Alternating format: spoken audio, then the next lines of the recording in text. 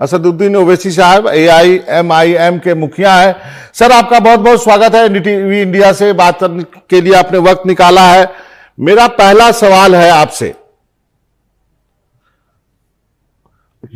कि आपने कहा कि सेकेंड वेव के लिए PMO जिम्मेवार है, इसके पीछे आपका क्या तर्क है, क्या लॉजिक है, क्या आपके पास कोई सबूत है इसका?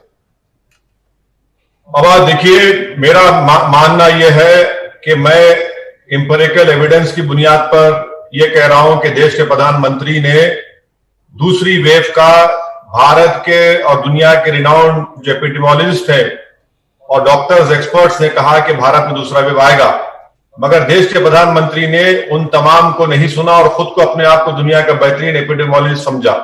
इसका मिसाल देता हूं, एग्जांपल देता हूं, सिर्फ हवाई बात नहीं कर रहा हूं। प्रधानमंत्री ने 15 अगस्त 2020 को देश को यह वादा किया था कि पूरा रोड मैप तैयार है, वैक्सीनेशन हमारे पास मौजूद है। फिर यही प्रधानमंत्री ने अप्रैल की 8 तारीख को देश के तमाम मुख्यमंत्रियों से कहा कि हमने कोरोना से जंग जीत गई।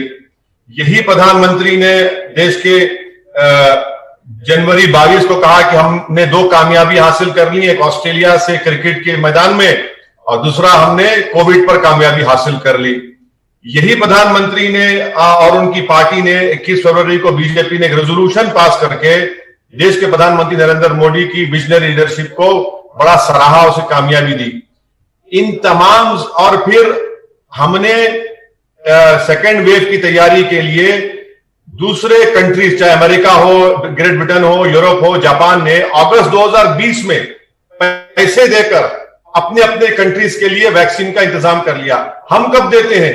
हम जनवरी में सिर्फ 1 करोड़ 60 लाख का ऑर्डर देते हैं 5 दिन पहले वैक्सीन शुरू करने से, और फिर मार्च के महीने में भारत के प्रधानमंत्री सीरम को और कोवैक्सीन को 3000 करोड़ 1000 करोड़ देते हैं।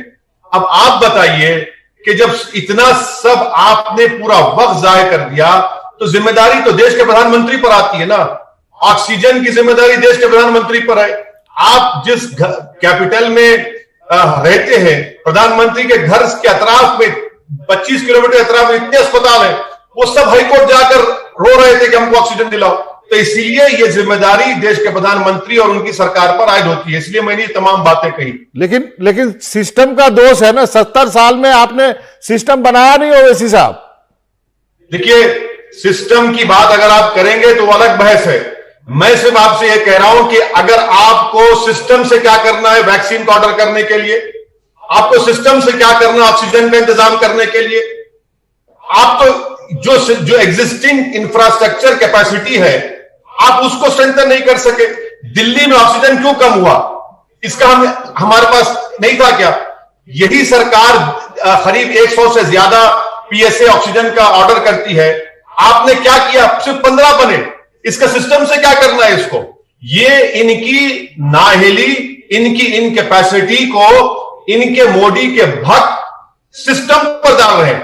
अरे आपका पहला वेव आ गया, चलिए दुनिया में किसी को नहीं मालूम था, हमने कोशिश की, मगर दूसरा वेव तो आएगा ना आप वैक्सीनेशन का ऑर्डर करते हैं, ना आप सीरम को, कोवैक्सीन को एडवांस में कुछ पेमेंट करते हैं, पेमेंट देते हैं मार्च 2021 में। तो आप तो दावत दिए ना, जो आज इतने लोग जो भारत में मर रहे हैं, जो लोग परेशान हैं, यकीनन इसकी पूरी जिम्मेदारी मॉरली और कॉन्स्टिट्यूशनली बीजेपी सरकार पर आयद होती है। वैक्सीनेशन की क्या स्थिति है ओवैसी साहब? हमने देखा आपने वैक्सीन की डोज लगवाई है। आपके राज्य में, तेलंगाना में क्या स्थिति है? क्या सफिशिएंट डोज है या फिर तेलंगाना भी खुद ही ऑर्डर कर रहा है, जो कि अनेक राज्यों को कहा गया करने के लिए? बाबा देखिए, तेलंगाना की कैबिनेट ने, तेलंगाना की सरकार ने ग्लोबल टेंडर का ऑर्डर दिया है। अभी तक तो हमको नहीं मालूम कि कितना ग्लोबल टेंडर में आगे बढ़े हैं, मगर मैं आपसे एक ही बात देश की जनता को बताना चाह रहा हूं कि 4.5 महीने में मोदी सरकार ने सिर्फ भारत की पॉपुलेशन के 3.2% लोगों को 2 डोसेस वैक्सीनेशन के मिले हैं, 4 करोड़ 30 लाख, और 1 डोज जिसको मिला है भारत की जनता को वो 16 करोड़ 55 लाख के करीब है। 4.5 महीने में हमने ये किया है। अब आप बताइए कि तीसरी वेव के लिए अगर खुदा ना खास्ता तीसरा वेव आता है, अगर आता है, ना आए हम तो दुआ करें कभी ना आए, कोई वेव ना आए, तो हमने क्या तैयारी की है? 4.5 महीने में हमने सिर्फ भारत के 3.2% लोगों को दो डोज लगाया है।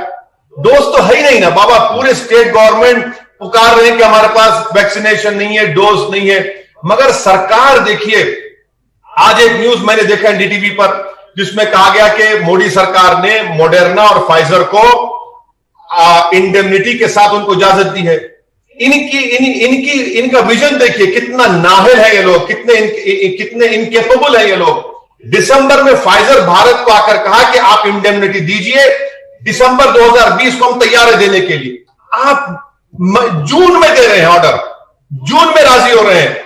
अगर आप दिसंबर में कर देते तो अब तक वैक्सीन मॉडर्ना फाइजर आ जाता ना देश के पास, आप करते ही नहीं है। अच्छा, ये एक कह रहे हैं कि 213 करोड़ दिसंबर तक आ जाएंगे, फिर झूठ कह रही है सरकार। बाबा मैं आपको बताना चाह रहा हूं कि चाहे वो बायोई हो, जाइडस कैडिला हो, नोवैक्स हो, भारत बायोटेक का नेजल वैक्सीन हो, जिनोवा हो, बाबा ये दिसंबर तक 213 करोड़ लगाएंगे आप, कहां से लाएंगे, कैसे करेंगे आप? हम भी चाहते हो जाए, मगर कहां है, आपके पास कैपेसिटी नहीं है ना, आप तो तैयारी नहीं की उसके लिए, और देश को झूठ पे झूठ बोल रहे हैं। अरे लाशों के अंबार लग चुके हैं। मैं फिर से कह रहा हूं कि सेकेंड वेव में 4-5 लाख से ज्यादा लोगों की मौत हुई है सिर्फ कोविड से। पूरे देश का मीडिया कह रहा है कि एक हिंदी अखबार कहता है कि 2000 लाशें तो सिर्फ यूपी में निकली हैं। आप बताइए कि कैसा हो रहा है, फिर इसका जिम्मेदार कौन है? ये सरकार सोती रही, बाजा बजाती रही, ये सरकार, मोदी जी आकर कह दिए, पार्लियामेंट में मैंने बैठकर सुना जब प्रेसिडेंट डिबेट हो रही थी कि हमने कामयाबी हासिल कर ली। अरे कहां के कामयाबी हासिल की? ना वैक्सीनेशन का ऑर्डर दिए, ना वैक्सीनेशन आज मौजूद है।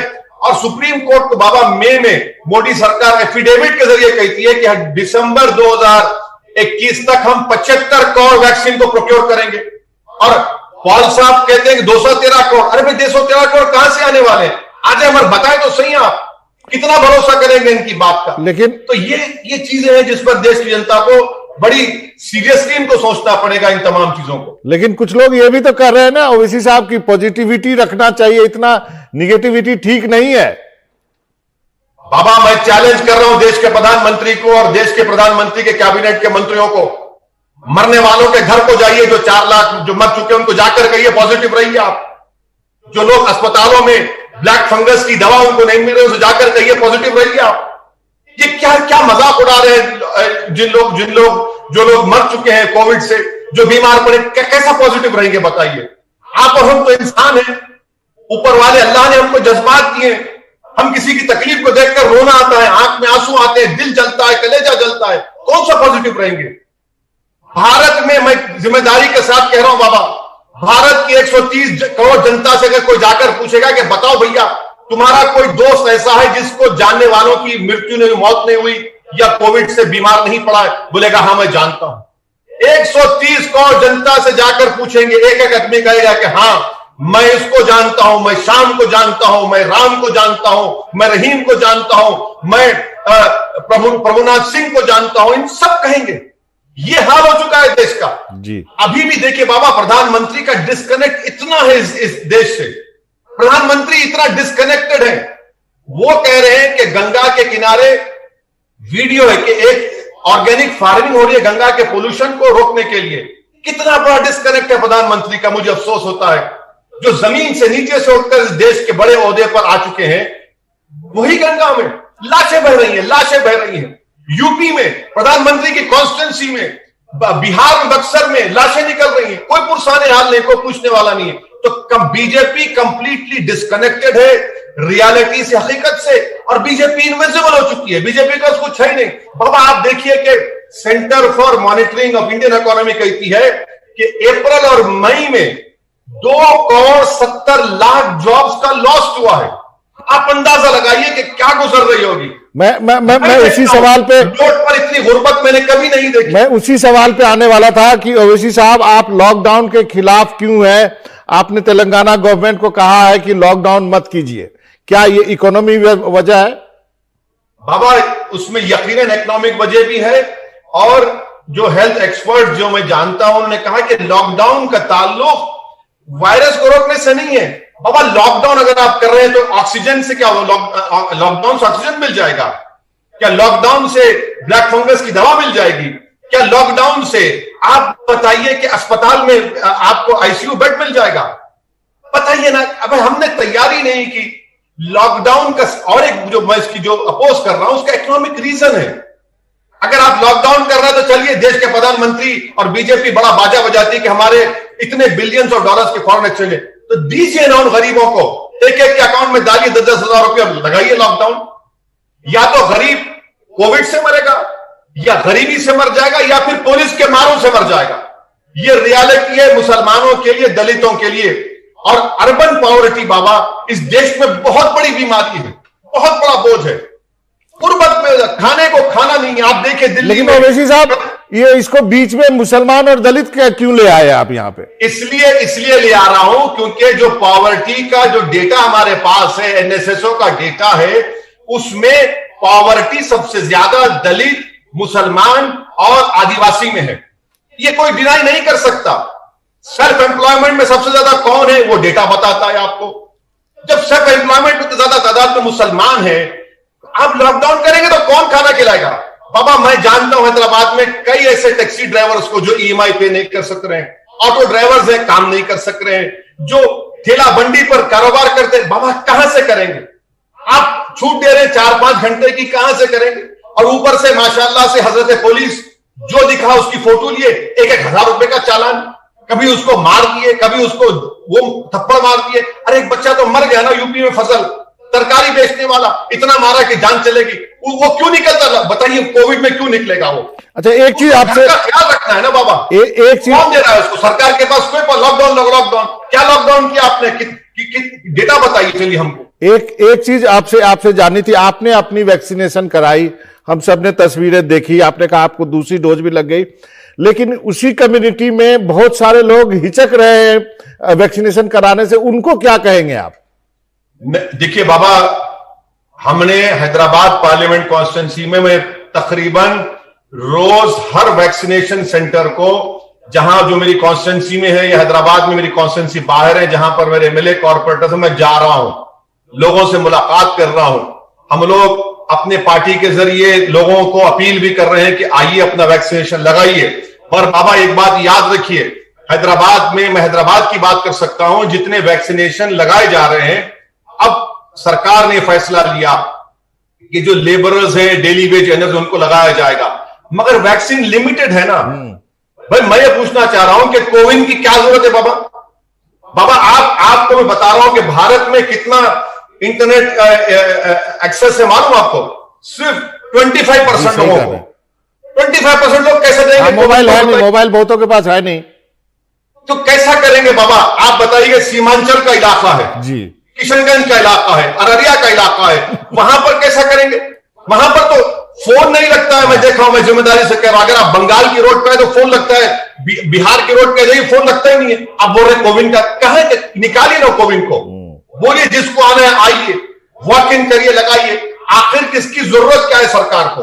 ये कोविन क्या जरूरत है जब इतने लोग 3000 2000 लोग मर रहे हैं ऑफिशियली? मैं उसको नहीं मानता, बल्कि बढ़ के मर रहे हैं।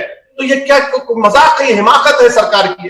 सर एक अंतिम का सवाल है ओवैसी साहब, सेंट्रल विस्टा प्रोजेक्ट को अब हाईकोर्ट ने कहा कि जारी रहेगा, कुछ टिप्पणी करना चाहेंगे? बाबा कोर्ट ने लीगली, ये तो पहले तो कोर्ट जाना नहीं था, हमको ये बताना चाहिए था कि ऐसे वक्त में सरकार के लिए उस काम को जारी रखना मॉरली रॉन्ग है, इमोरल है। जब आप देश की जनता अपने रिश्तेदारों का इलाज करा कराकर उनकी लाइफ सेविंग्स बर्बाद हो चुकी हैं जी, कंप्लीटली डेटा है उसका भी।